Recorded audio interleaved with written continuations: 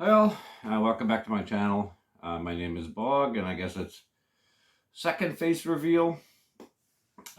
This video is going to be about here in my city we have a like a diecast club, and we've been doing it for the last 14 years. So what I did is we haven't been able to meet for the last little while because of COVID and everything like that. So what I have done is we finally met. So a couple members that happened to show up, what I did is I filmed what they brought, and in the next couple of videos what I'm going to do is introduce them, show them the models that they brought, and hopefully you guys like the videos. So this one is going to be part one, and there'll be two other parts because they are fairly long, so I don't want to keep everybody sitting around too long. So we're going to start off, and hopefully with my friend Frank, and we're going to go from there. And hopefully over the next couple of days I'll show the other two videos, so this way you guys could see what they've brought.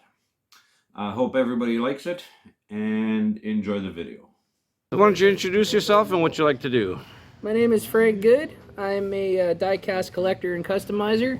I like to stick to 124s to 118s, and if Bob wants to, he said he wanted to show off some of my collection, so that's what I'm about to do. And which we will. Why don't you explain to me what you got? Well, this one is a GMP. It is the most expensive one I have in my collection. It is super detailed. The windows actually roll down. Everything works. So there's a little crank on the inside of the door, if I can get it to do it. But this window will roll down. Probably better to show off this side.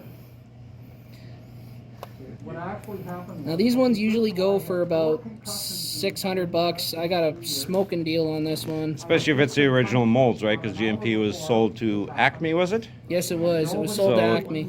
So this is the original from the original releases, or this is the newer? This is an original release. This is actually from. So this was the one. Actually, it was GMP. Yes, this is actually GMP. There's a little stamp on the bottom of the car, right there on the gas tank. It says GMP. Yeah, so you know it's not the re-release. It's the actual when they first brought them out. Yeah, and this one is actually from a series they called Pork Chop.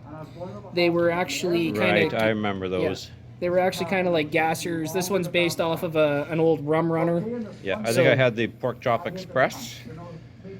That sounds familiar. Okay, it's one not a lot of guys might be familiar with. Yeah, and then right beside it I have a 69 GTX, which is also a Plymouth.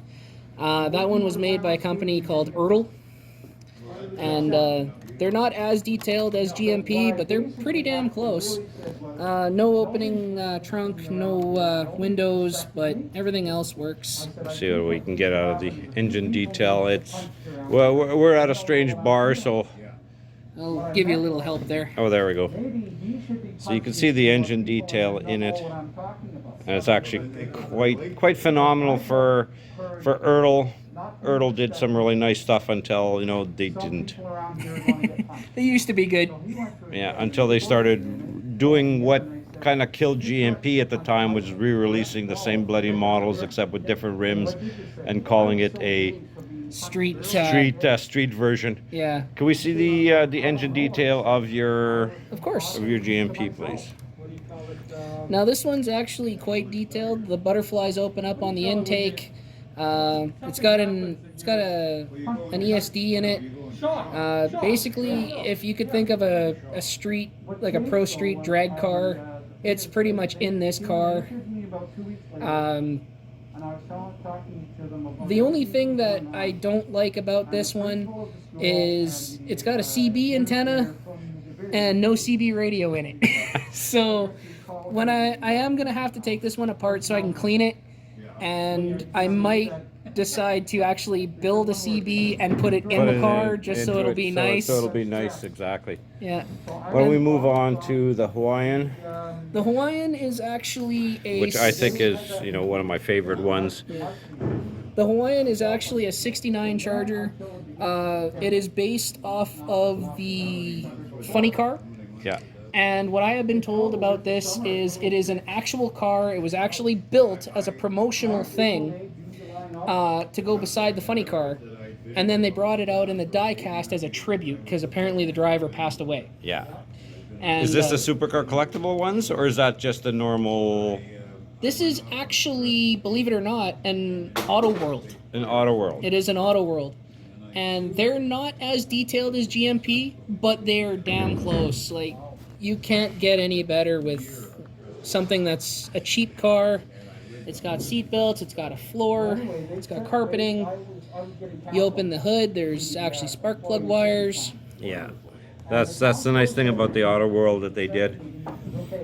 What I was talking about before is because they brought out the Hawaii and also the Blue Hawaiian or whatever it is. I think Acme did that one I believe you're right. with the funny car, which this is supposed to be a complement to it, right? It is supposed to be a compliment, but they built it as a Pro Street. As the Pro Street. They built it as, a weekend warrior Pro Street car, but it was supposed to be a tribute to the funny car. Right. Now- As far as I remember, Ertl used to make this one, and then they, at least the mold, but not this particular version of it. But then they would, Supercar Collectibles used to get it and customize it out to be like a Blue Hawaii or Something like a close, yeah. something along those lines, Something right? along those lines. I don't think it was the proper Blue Hawaiian. I think it was the Flying Hawaiian you're thinking of. That could have been. Yeah. You might. Yeah. For sure, you're right there. Hot Wheels also did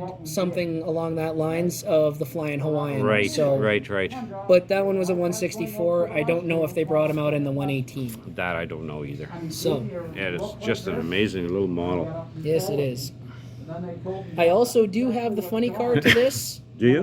which is also from Auto World. I just didn't bring it, but next time I'll bring them both so you can put that on your channel. And, For sure. Yeah.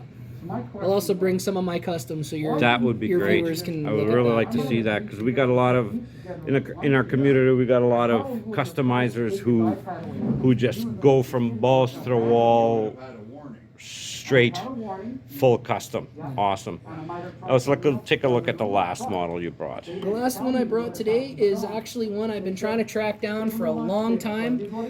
This is a 63 Chevy Impala with a hardtop. I used to have a blue one that was a convertible. I'm not a convertible guy whatsoever. So anytime I can get the hardtop version, I jump on it. Yeah. So this is one that I actually purchased from a guy local here. And it's basically just a red Impala, but in my collection, it's a missing piece. So It's your holy grail, as you say. not my holy grail, but No, what is your holy grail? my holy grail is actually a car that I own. Like, I own the physical car, and that is a 59 Pontiac Laurentian. Oh, nice. The one I own, The Laurentian would be the Canadian version it is of the Bonneville. the Bonneville. It would be the Canadian version of the Bonneville, and unfortunately, they don't make my model, but they make one that's close. Sunstar has them. Yeah. I have two of them in my collection. One of them I was going to cut up and have as a project car. The other one I was going to leave factory. But when I got the cars, they were both in mint condition, and I didn't really want to hack them up. So now they're just in my collection as nice pieces. Agreed. This beautiful model. I may be a butcher, but I'm not that bad of a butcher. So And this model is made by this one is actually made by a company called Welly. Welly. And There's quite a few people who are familiar with the Welly brand, but Yeah. they're not overly well known for their 118th. It's mostly for 124th and for 1/64. Yes. So for a lot of people, it will be surprising to see that this welly has been made in that scale. Yes, and the best part is this isn't the only welly I actually have in my collection. As a 118, I do have at least one more that I know of. Yeah. But the cool thing about these ones is they're not extremely detailed. They're not extremely priced. They're actually fairly priced. I Yeah, got this one for a moderately priced steal. for what it is, right? I actually got this one for a steal, in my opinion. And it's actually got working suspension, which is pretty good for its price tag. So, That's very cool. and eventually I will be taking this one apart as well because I want to do some interior modifications. I'm not a fan of the all one color. Yeah. So I'm going to be taking it apart, and I might be adding a little bit of white detailing. So you're going to do a bit of striping or pinstriping to the... I'm basically going to add a secondary color to the seats, the dash, and the door panels, just That'll to give look- it a little bit of flavor. That'll look very nice, I think. Because right now, I personally think, like, I love the car, but it could use a little bit of TLC. So I'm going to give her my personal touch, and hopefully everything will work out. That would be awesome. What a nice car. It is a beautiful car. All right, my friend. Thank you very much for doing this show and tell. Not a problem. Anytime. I'm more than happy to show off my stuff, and if your viewers are interested, I got plenty more. That would be awesome. I'll put it to you this way. I got over 200 cars. I lost count. Nice. So, yeah, hopefully some new customs coming down the road too soon. Thanks, buddy. No problem.